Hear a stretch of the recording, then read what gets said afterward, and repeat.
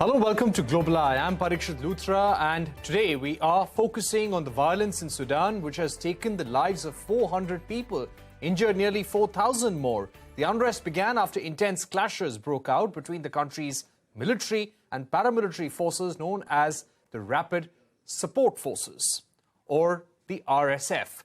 The two factions have been locked in a power struggle despite indicating unwillingness to restore civilian rule. In latest developments, the RSF agreed to a 72-hour ceasefire on account of Eid. However, bombing and shelling was reported in several parts of the capital, Khartoum.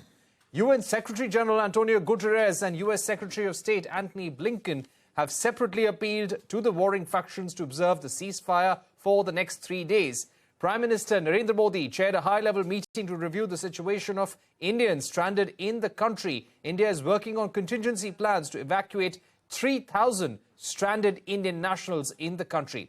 To talk more about the conflict, the road ahead, we are now joined by former Indian Ambassador Anil Trigunath, former Indian diplomat Ashok Sajjanar, Ajay Dubey, chairperson of the Center for African Studies at the School of JNU, and Aloina Sinenko, regional spokesperson for Africa at International Committee of the Red Cross. Thank you very much for joining us. Aliona, if I could ask you about the situation on the ground.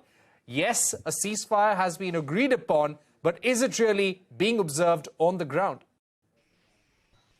Well, until now, we have seen multiple announcements about the ceasefire, but what we are seeing on the ground until now, unfortunately, is that for us, security conditions are simply not there for our teams to be able to move around the city safely and to deliver urgent supplies. Right, and we have been reading how thousands of people, at least 20,000 people, have fled to neighboring Chad. But the situation there remains very dire, and we really don't know about the situation of people on the ground. But let me also get in Ambassador Trigunath at this point and Ambassador Sajjanar. Ambassador Trigunath, if I can begin with you, do you see this warlike situation between the two factions, the head of the military and the head of the Rapid Support Forces, coming to an end anytime soon? Do you think any of the countries can play a role in bringing this battle to an end? Well, at the moment, I think, unfortunately, it is very difficult for any country or any organization to play any constructive role there. We have seen that in 2021, when the army toppled the civilian regime there, by the Prime Minister Hamdok. At that time, they were expelled from the African Union. So African Union really does not have any great control at the moment, or cannot do anything more than that. As far as United Nations is concerned, there are several organizations and they have been attacked, and they are also in a very dire strait, as has been mentioned by the ICRC representative. On the other hand, we see only Arab League, where Sudan is also a member, is trying to work on it. But this is essentially a power grab by these by General Hemedti, as he's called famously.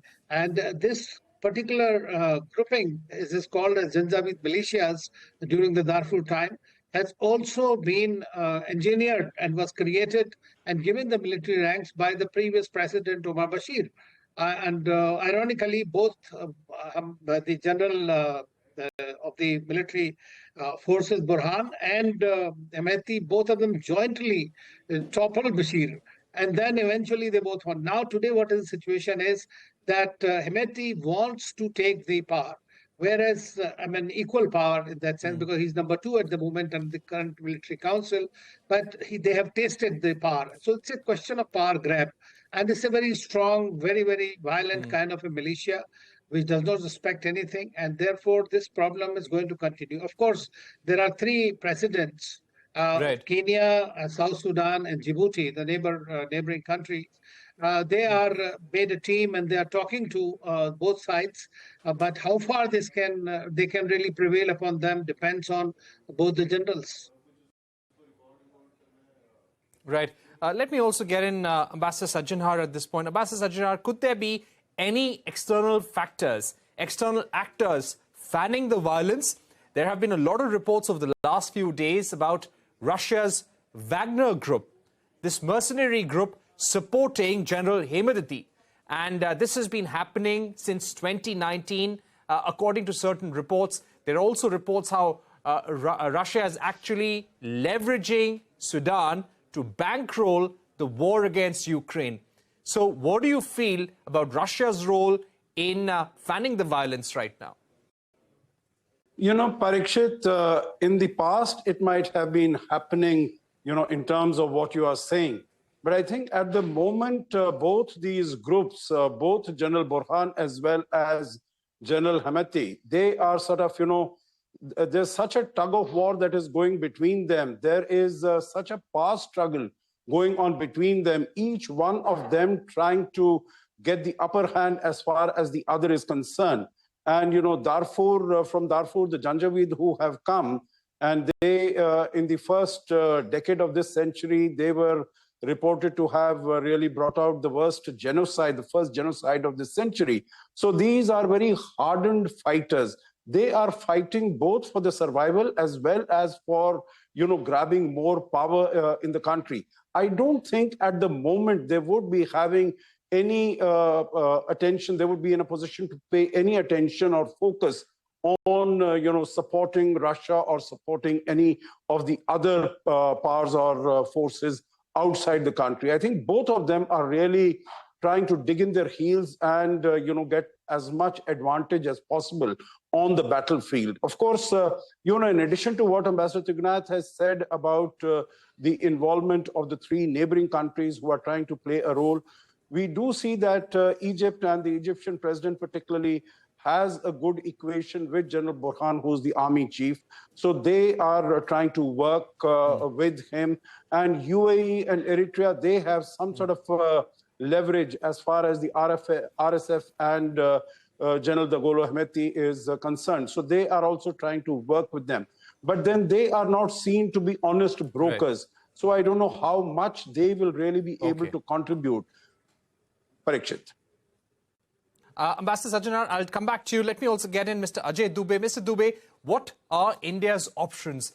Today, the Prime Minister has held a high-level meeting. He asked everyone in the government and in the forces to make contingency plans, look at all options, speak to friendly nations.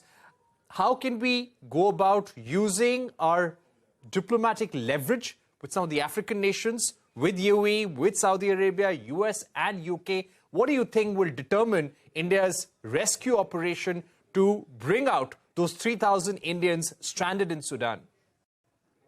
Well, to get them out, the first thing you need is a situation where evacuation operation can be effected. As was pointed out, both the generals are fighting a war where they are not going to listen to external parties. They just want to win, because anyone who is going to give concession to the other is going to get finished. This war is like a typical African war where the chain of command is not very clear, especially with Rapid Support Force, which is a militia kind, as was pointed out. It doesn't have a clear-cut command line as you have with the military. And so at any level, if the military also wants to go for a truce, then there is not going to be the same response from this militia group. The second thing is that how to make a situation where evacuation can be effected is something that diplomatically can be tried to create a situation where you get enough time to get these people out, but seems to be difficult. But nonetheless, the best option is to wait and watch for better time and keep the operational plan ready, that whenever there is a window, one should just go for it and evacuate that. All right. Aloina, coming back to you, as far as the ground situations go, we have been getting reports how a very large number of civilians, thousands of them, have taken shelter in schools, colleges, hospitals, and even hotels in the area. What is their situation as far as essential supplies go, their safety, safety of women and children? The situation is getting desperate and getting more desperate with every hour that this uninterrupted fighting continues. Now soon's going to be, tomorrow's going to be a week since it started, and there was no respite for civilians during this entire time. They are scared. They are running out of supplies, running out of food, water. There's been entire neighborhoods without water, without electricity. But the most importantly for us, the biggest concern at the moment is the worsening situation at the hospitals.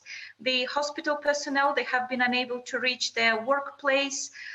Hospitals are also running out of supplies. They don't have food. They don't have electricity. So this situation is becoming increasingly desperate, and we're urgently calling for humanitarian access to be able to move around. Right. Ambassador Trigunayat, coming back to you, keeping this kind of a situation in mind, and first of all, would you say that this kind of violence is unprecedented? You have UN aid organizations, their offices are being looted, burnt as well.